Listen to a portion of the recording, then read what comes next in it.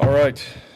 I think the snow is appropriate for today. It's like Christmas. You get this second signing period in recruiting and get a chance to kind of finish out the class. We're never done, and that's one of the things about recruiting that's always a fact. You know, there's still opportunities for guys to come into this class, for guys that are on our team with numbers and those type of things. But the guys that we did sign, you know, in the early period, the guys that we signed, all right, in the second period here, we're very excited about. We know these guys. We know they're good football players. We know they're good people. And we feel like we got a really good group coming in to be part of this 2020 class. So 20 guys, average GPA is 3.12, which is good and is important to us because of the student athlete that we talk about in recruiting, and that these guys, when they get on campus here, they're going to do well academically, represent our university, and also play some pretty good football. We still have 5 spots open, and you know, those are areas that we can fill at a later time, and we'll have guys on campus throughout the spring. We'll get a chance to get back out and see the 21 class along with some guys that are still in this 20 class, and that's how recruiting goes. And I kind of go back to an example of Montel Cozart when we got him in May. And he came in here for a year, was a fantastic addition to our program. Obviously a guy that we love and made a huge impact while he was here. But just a few things before we get started. The staff, all the work they put in, our coaching staff, to get these guys and build relationships with them is huge. Darren Usher, our recruiting operations staff, what they've done with all the film, and we'll talk more about this tonight, but how much film they actually go through to get down to 20 guys. And it's so much they got to filter through, and so many good players out there, but also figuring out the right fit. Our professors that are included in our recruiting weekends that meet with our players to talk about academics and where they fit in whatever they want to study is huge. I know for the players and obviously the families when they come up on a recruiting visit, our boosters helping us with planes and getting to places. You know, it'd be impossible to do it commercially. And so we're able to go see. One day I saw 3 guys, and you know, we were in one state, another state, and another state, and we wouldn't be able to do that if we couldn't have people that support us in recruiting. And so they're a huge part of changing lives. And then just Boise State in general, everybody on campus that helps out, that leads tours, that the families and the players get to meet that are not just in this building. That's probably one of the things that comes up on Sundays. Players arrive on Friday. Saturday they kind of go through all the questions and answers and get to meet all the people that are going to be in their lives in football. And then the families are out in the community or on campus, and they talk about on Sunday when they meet with me just how awesome the people are here in Boise. And so I don't know who they all are, but I want to thank them because they make a difference for the families and the players when they get a chance to meet them. And so it's not just the coaches, it's everybody. It's this community that recruits these players and why they choose Boise State. And it's huge for our program. We have to continue that. So I want to thank all of them for their help, and certainly, you know, as we move forward, what we're about to do with the next class and as we finish this one out sometime this spring. But all these guys up here, great people, great players. You know, we've got a transfer in there as well, and a couple of JC players in there, high school kids, local players. I mean, there's a group of guys here, family members with Kanoe that are on this team. So, I mean, you look at it, it's really cool to see this all come together. And the one thing about these guys is they're hungry. They want to be a part of this program. There's some really interesting stories through the process of how they got here.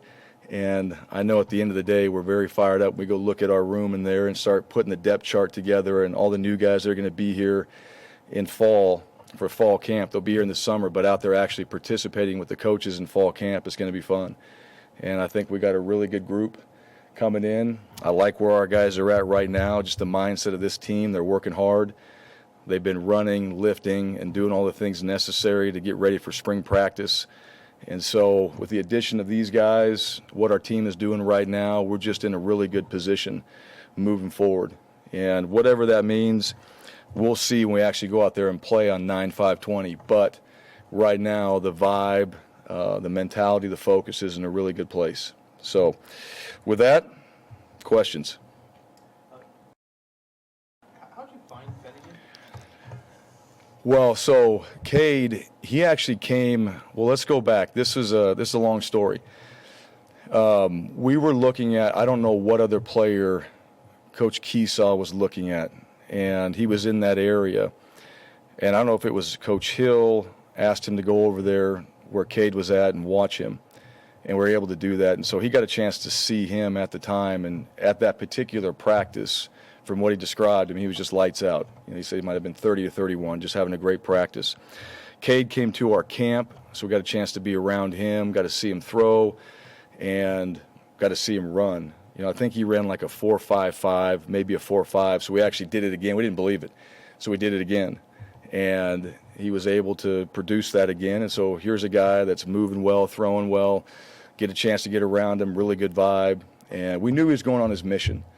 And I think, you know, over time we just kept in contact with him. And when we got to the opportunity to offer him and have him be a part of our program, you know, it all worked out. So we'll get him here. I think he's back in May, so we'll get him here this summer, maybe in June or July when everybody else comes in. But a guy that, you know, we haven't seen in a couple years now, so we're going to assume he's going to be bigger. All right, maybe he hasn't worked out as much right now, but he's going to come back. He's more mature. He'll get stronger. He'll get bigger, like some of our return missionary guys have done. Riley Wimpy did that, and they pick it up pretty quickly. Once they get back in the weight room, they start to pick it up. I'm not sure how much he's thrown or done anything like that, but he'll pick it back up, and then we'll get him here in the summer, and he'll be with us in fall camp, so we'll get to actually work with him hands-on during that time, and we go from there. But so we've had history with him. You know, we've known about him for a long time, and now, you know, in the position that he's in, to come in here and with the depth that we have at that position, he's going to have a great opportunity to at least go out there and practice, get reps, so we get a chance to see where he fits in, and he can roll, and this guy can run. And I think he's a pretty competitive player. He's got pretty good stats if you look at his numbers over his starts. And he was going to be a little bit more mature, a little bit older, so we get a chance to work with him that way. So hopefully the mentality, I believe, we all believe is going to be there when he shows up. How does that work when the recruit kid is on a mission and they have requirements, and it's probably not the same as in terms of how often you can talk to him and things like that? How'd that kind of work to recruit him while he's over there? Yeah, the contact is totally different. You know, they get a chance to email once a week, so you know the family, and we're able to recruit the family. You're able to contact him through email, really going through the parents more than anything. So we got a chance. I don't know, I think it was Coach Keesaw and Coach Riddle that went to see the family, so they got to do a home visit without Cade there, obviously. And so it's just more difficult. The communication piece is really once a week. It's mostly through the family, and you know, we have those conversations, and then we got a chance to get on the phone with him and have a conversation as well, and really just the one time. And I think the history of being around him, being at camp, that we've been in contact with his family, I think all those things played into his commitment to us. He put up such big numbers in high school. The fact that he did it in the Dallas area, does that kind of give him an edge in your mind?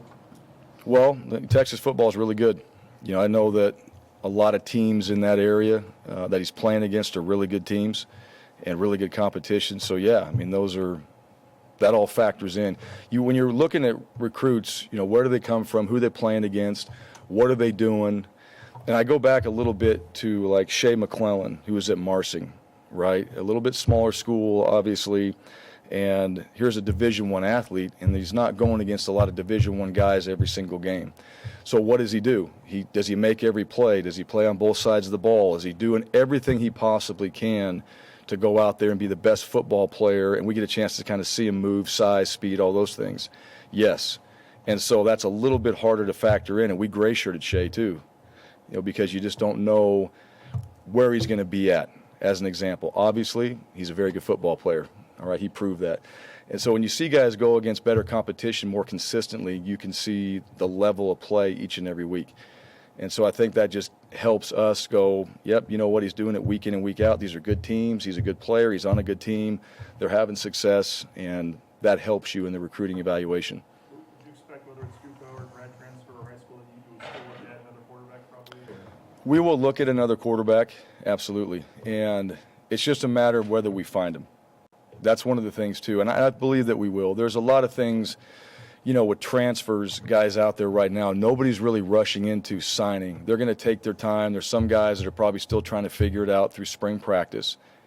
Today's a big day with some of these quarterbacks. They're going to see who their team signed, where do they think they fit in. They might be making a decision that they don't want to be there any longer. And so I think there's going to be more transfers out there than probably opportunities. And for us, it all comes down to still, is this guy fit? More than, and that's one of the things in this class, we didn't just fill a number. We really tried to make sure that a guy fit with our culture, that a guy fit with the guys that are in that room, and that there was a need for him on this team rather than just fill a number. And the quarterback position is one that we still have an opportunity to bring somebody in. The running back position, there's an opportunity there. The tight end position, there's an opportunity there. Offensive line, there's another opportunity there. And then on the defensive line, there's an opportunity there as well. And, right now that's assuming that everything stays as is with our football team. So, we got some guys, we can't talk about the walk-on guys, but there's some really good walk-on players that I think that we have that are going to be really good for us. And those walk-on players are very important to the success of our program, because when guys leave, as you guys have seen, you're able to elevate a guy with a scholarship that's been here, that's developed, that's a part of your team, that's starting somewhere on special teams or maybe offense or defense. And we look at that and just know that we need to have a really good group of players that are also walk-on guys. And unfortunately, we don't have numbers maybe at that position he's going to walk on at.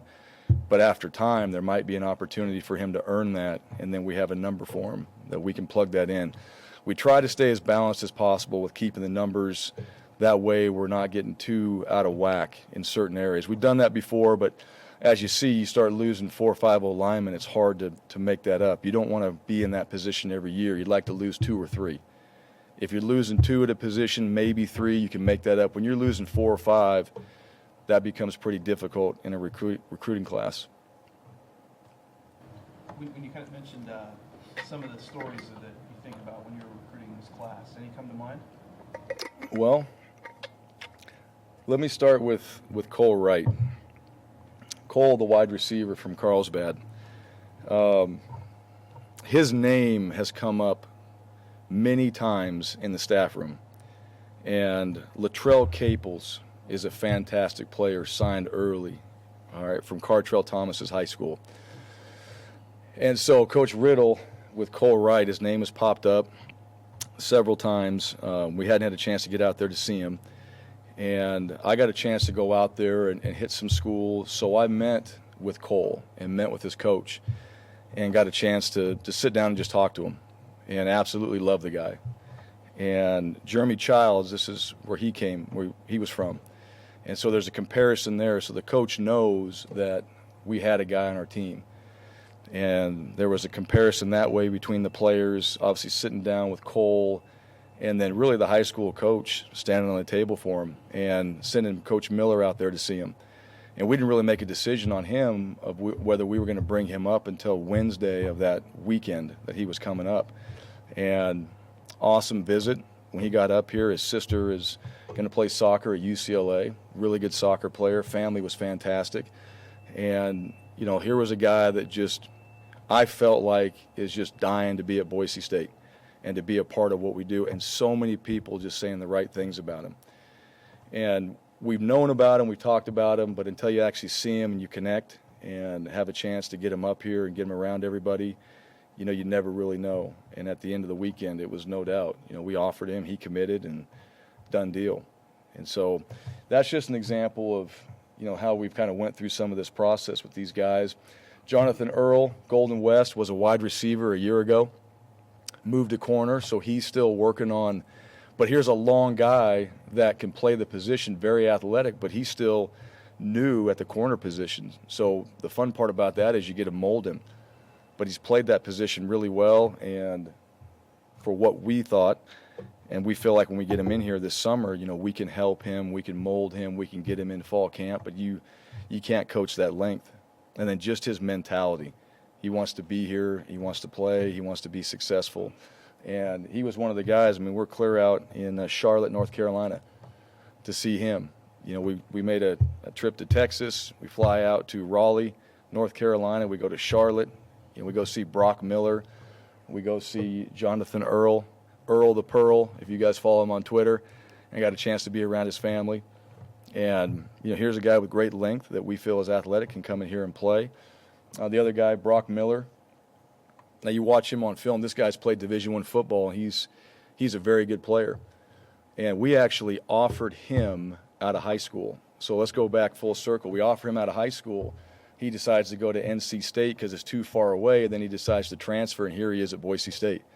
More mature, getting married in June, and his fiancée was up here with him, Anna, and they had a great time. I felt like this was the best fit. And if you watch this guy, there's a lot of similarities, you know, to a linebacker we had here in the past that's pretty long and can move. And I think he saw that blueprint with Leighton and saw how he could fit into the defense. And we think we got a great football player. And then just being around him, I mean, this guy, he gets it. He is humble, hungry, smart, all those things. And, you know, we're just excited about getting better at the linebacker position on defense. Whether it was Earl or Bradford, it's obvious that you guys wanted to get bigger on the back end. Is that just kind of a result of the game nowadays, receivers getting bigger and stronger? Yeah. Or is that an area you pinpointed years ago that you wanted to get bigger in? I think we've always pinpointed that. We started that when I got here in 2014. We wanted to be bigger up front, O-line and D-line. You know, you look at those guys who just graduated last year, they were pretty big. You know, so we purposely went out there to get bigger. I do think at some of those positions, the length, you know, the wide receivers are longer. You look at guys in our league. We play Colorado State. They always got the 6'6", 6'7" guy, it seems like, that transfers in there. So to have a guy that's got a little bit more length is important. But still, just the mindset of bringing guys in here that are extremely competitive. But a linebacker, Brock's a taller guy. Jonathan's a taller guy. I mean, you start to look at the guys on this board, there's some length in there. And we feel like getting bigger, obviously more athletic along the way is important, but also these guys that are captains and leaders and guys that when you talk to their high school coaches, which is still the most important people to talk to, what do they do? You know, what do they do for their teams? How do they work? And every one of these guys, you know, has gotten from their coaches, I mean, a stamp of approval. But that length, that size, I mean, I think we're always trying to do that every single year. And then, you know, there's a guy like Rodney Robinson. You know, he's a shorter player. I think he's 5'9".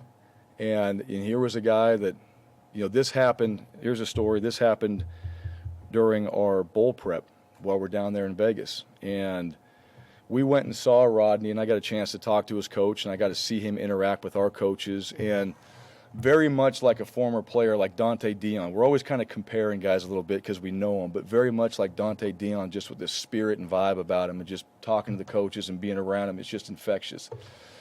And we weren't quite sure what we were going to do, and we really liked him. We really liked him, but we're trying to figure out the right spots, you know, to get everybody in. And the night before signing, we're sitting there, and the defensive staff and me, we're kind of battling it out, you know, of what we're going to do. And coaches are standing on the table literally for Rodney Robinson. Like, we need this guy. This guy's going to be great for our program.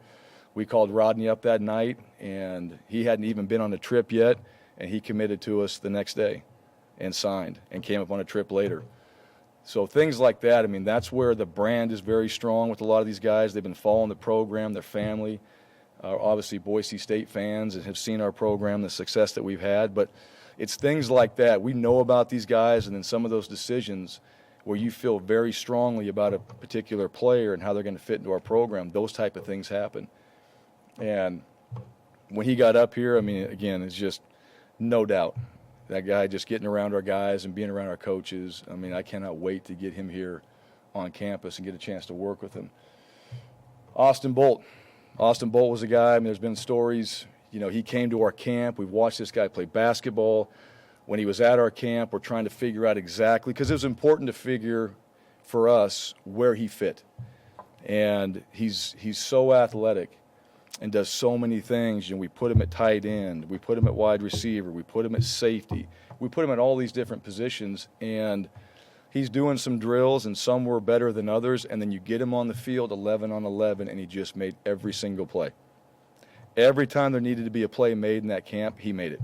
And then you watch him in high school, right? I think they're playing Boise High, and he's got a chance to set a record, and they're winning the game, and he gets one shot to go out there and score. He gets a kickoff return, and he scores a touchdown. I mean, and then he goes to this blue and gray game as the MVP at the game. It's just awesome kid, extremely competitive, and when he's challenged, he comes through. So that, to me, is a guy that we spent a lot of time on, really got to know. I think we have a really good plan for him moving forward. Very much like Jake Rowe. You kind of look at that tight end position of how he fits in and probably can do some other things because he's played quarterback. He's been in that position. He's run the offense before. And, that's where we see him fitting in. And to me, he's, the best player in the state, and those are the guys that you want to get. And we can't wait to get him here because he's going to add a lot to what we do offensively and how we can utilize him, because there's so many ways to utilize that position. And you add in Russell Corrigan, who comes from Minnesota. So a couple years back, we used to have we had some Canadian players on our team a few years ago, Tyrone Crawford, Michael Atkinson, guys like that. So we actually were doing well in Canada in recruiting, and we hadn't done that in a while. So we decided we're going to go find somebody in Canada. So Isaiah Banya, who is going to be a great player for us, we go recruit him. He becomes a part of our program. We're looking for tight ends. Where do they come from? Midwest. So we go to Minnesota, which is not an area for us that we recruit, but we went to find where the guys are at that position. We find Russell Corrigan. And lo and behold, here's a guy from Minnesota that loves Boise State, comes to our camp, competes for 3 days in our camp, and very much like Richie Brockle. This is a guy that, I recruited Richie Brockle, and I remember sending Richie the tape of this guy, and I get back a text message, oh, hell yes, all right, from Richie. And, that's something, too, just there's guys that we've had in our program. You find guys that he even wore number 40 that look like that, and you know how to utilize him and his mindset and his intelligence. And he was, I think, all Minnesota, whatever. He's got all sorts of accolades out of Minnesota, and here he is coming to Boise State. And so sometimes in recruiting, it's a matter of sitting down and just deciding what you want. And we know what we're looking for before we ever go out, and you find a guy like Russell that's going to come here and be a part of our program. Go through all these guys here. It's just Shane's already on campus right now. Shane Irwin, he's a teammate of Divine, and those two guys came up on a visit. You got Kanoe, who's Call's brother. We got a bunch of old linemen in there, and every one of these guys, there's some length. Donovan Clark, here's a guy, he's 6'2", 6'3", that's going to play corner, and from a very good school in Washington, so that's another area, and we kind of got into Washington a little bit and did well there. So I thought the coaches, I thought the planning by Darren Usher and our recruiting staff and how we kind of put this whole class together and where we wanted to go, we were pretty accurate on that and got a really good group of guys that fit our needs and then obviously fit our program. With Bo, I know you talked about it a little bit, but how unique is he? Just because he, every stage that he got on, he seemed to excel and perform, and just the time to take to see how he fits and where he fits and when he fits. And he's from Idaho, so just how kind of unique was his whole situation? And it seemed like he definitely started to get maybe a little bit of late interest from other people too. No doubt. Yeah, he was – anybody that knows anything about recruiting would be interested in him. And like I said, it took us a little bit of time. He's got a great family, awesome. He's got a room, I think, is blue and orange. So, there's been Boise State in his family for a while, but, he's a special talent. But here's the thing I love about him. He is humble. That guy is smart, hungry, and humble. And we were at a dinner with Kyle.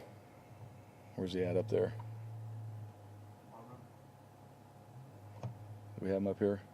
Yeah, Kyle Juergens right here. All right, from Santa Margaret. And we were at a dinner with him and his mom one evening, and that's when Austin had gotten the MVP of the blue-gray. And so it was kind of hitting him up on that, and I got to see some of his highlights on there and what he did. But here he is. He went to Texas and did his deal and went and competed and stood out. And you know what, to him it's just going out there and putting the work in and making plays, and that's just what he does. But it doesn't surprise me watching him play this year in high school, just the opportunities he got and what he did with it. He said that Matt came over and visited him the other day, and it just kind of, I don't know why it just Who? came to me. Matt Miller. Oh, yeah. And it just kind of clicked. How similar are they in the sense that just kind of known as tough guys that Yeah. just get it done? I mean, Matt played a little bit of QB in high school, obviously. So. Sure. Yeah, well, Matt, I mean, there's some similarities there. I mean, Matt was a tough player. Matt was a guy, we sent the whole offensive staff to go get Matt Miller. And I told him that story, too, now that we have him here on staff. And we flew into Helena, and it took us 3 tries to get in there because the weather was bad. And I said, this guy better be worth it when we get in there. And he certainly was. But, yeah, there's a lot of similarities that way. Just a playmaker, a guy that can do a lot of things. I mean, Matt was kind of your Swiss Army knife when it came to like plays and what you could do with him. And then obviously a successful player, very competitive, big, strong dude that, did a lot of things for us. And, it's hard to compare that now because, Austin's such a young player, but there's a lot of competitive similarities that way. And, I think when he gets here and we start to get him in the mix, and Coach Keesaw and the offensive coaches start to utilize his talents and how we get him the ball or do different things with him, and he'll be physical and he'll block and he'll do all that stuff that a tight end needs to do. He's going to be successful at it. Coach Venable, thought process behind Yeah. him on the staff? Yeah, so that was kind of a long one, really. We, when Coach Marks left, we went and got Matt Miller hired. All right, so we went through that process, and we interviewed a few guys, and Matt came in here and did a fantastic job. Obviously knows the program, knows our system, but he went through the same process everybody else does. It wasn't just assumed, and he did a great job, and he had to stand in front of the staff here and talk about himself and reintroduce himself because not everybody knew Matt and what he did for us. But when we got him hired, now we kind of turned to that running back position, and Winston, he and I have talked about coaching for a while. And when he came back to be a part of our program, he was doing some player development stuff. He was down in the weight room. He's kind of done everything. I mean, you think about Winston, we're at a bowl game, and who do we send to go do the pep rally? Winston Venable, right? I mean, he's kind of one of those guys like jack of all trades. He can do anything Boise State related. And we started talking about coaching, and so he expressed his interest in coaching, and not just being a defensive guy. But I played quarterback and I coached tight ends, right? And I didn't know the first thing about tight ends, but I learned it. And he's been coaching and doing a great job down in the weight room. We talked about position coaching, and then he started doing things I asked him to do over the time of recruiting that I was gone.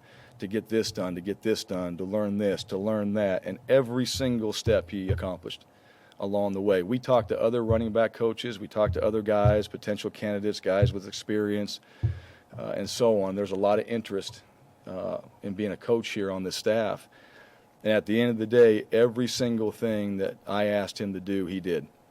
And then he got with our coaches, and he started to learn more and more, and you just see there's a reason why he was a good football player for us, how smart he is, how diligent he is, the type of worker he is. And then at the end of all these steps, it was like, this is the guy, no doubt about it. And he's been in there with the coaches, and, a couple days into it, all those coaches in that offensive staff room are nodding their head like, yes, we're excited about Winston. And Winston brings a mentality to this football program like how he played.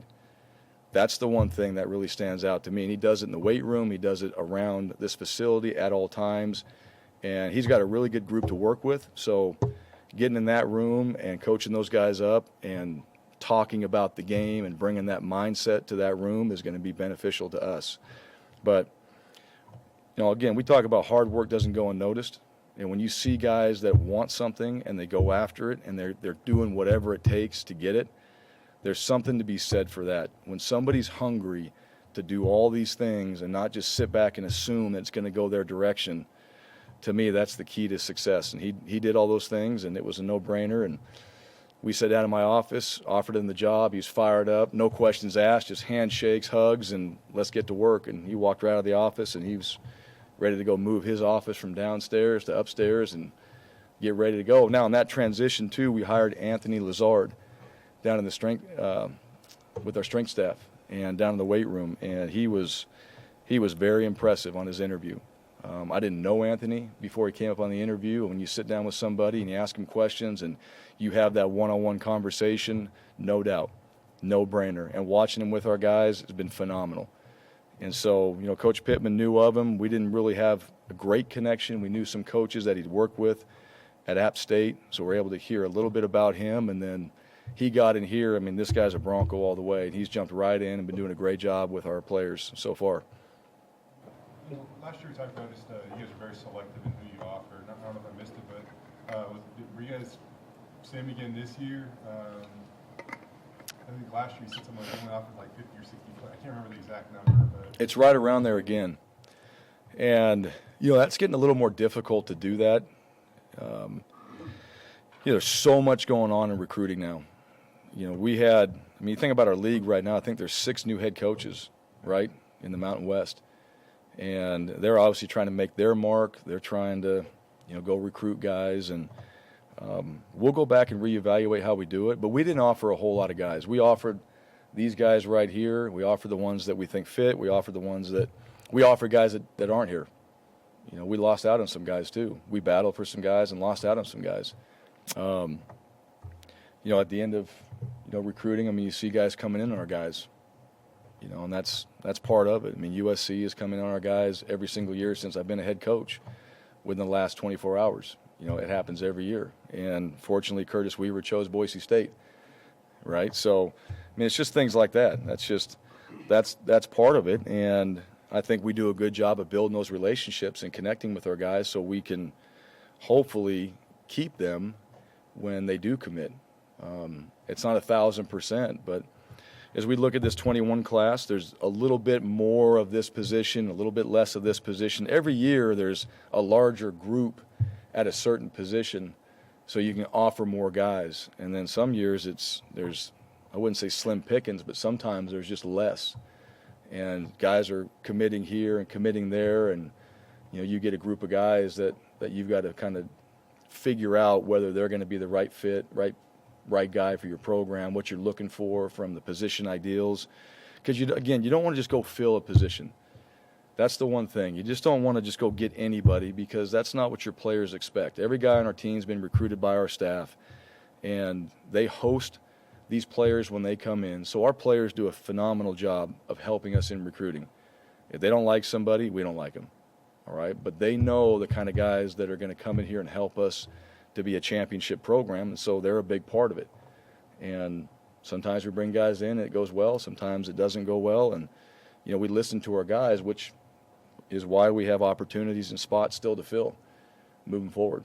Going back to Finnegan for a second, he put up such big numbers in high school, 6,500 yards, 100-plus touchdowns in 3 years as a starter, but he's only a 2-star. He was pretty lightly recruited. Why do you think that is? I don't know. I don't know the whole star system. I really don't. I really haven't got into that. People talk about it, 4-star, 5-star, 2-star, Layton's a no-star, Matt Paradis a no. It's just, are they good football players or not when you watch them on film? All right, do they fit the position ideals that we're looking for? And then you get into the fun part. What kind of person are we dealing with here? Does this guy, at the end of the day, does this guy love football? I think there's a lot of guys that love recruiting. Does this guy love football? Because like today, recruiting is over. And you better love football moving forward. Otherwise, you're probably not going to have the type of success you had in high school just because you might have been the best player. And I think this guy, he's a really good football player. We've gotten eyes on him. So we knew that with our own eyes, all right? And that's something that's important to us, our eyes, our ears. And we knew this guy could come in here and spin it and could help us. And also at a position, too, we've known about this guy, but a position that, was a little bit slim this year at the quarterback position, too, where there's some guys that went different places and signed with some of those larger schools, and they were early commits and things like that. And we went through a bunch of guys, and we felt like he was the best fit. And then getting a chance to, communicate, which was difficult to do, that whole thing connected, and here we are. You mentioned USC, and with Finnegan, I guess there was a report that he only signed the financial aid paperwork, Yep. not the other paperwork, and that his family had told you that it wasn't a final decision. I don't know if you can just comment on that or what. Well, yeah, it's financial aid, because of where he's at and all those things. But no, I feel very good about, talking with his dad, and obviously not him at this point, but we will, the conversations we had. And but that's with some of our other guys too. Those are some of the times we sign guys to financial aid agreements, and they're committed, and I think that's something that we feel strongly about and has not been something that has ever reversed on us. So I do feel good about it. And I think in the recruiting part of it too, it's hard, guys come in late and there's different offers and things like that, but at the end of the day, we feel very good about where we stand with him, his family, and him coming here and being at Boise State.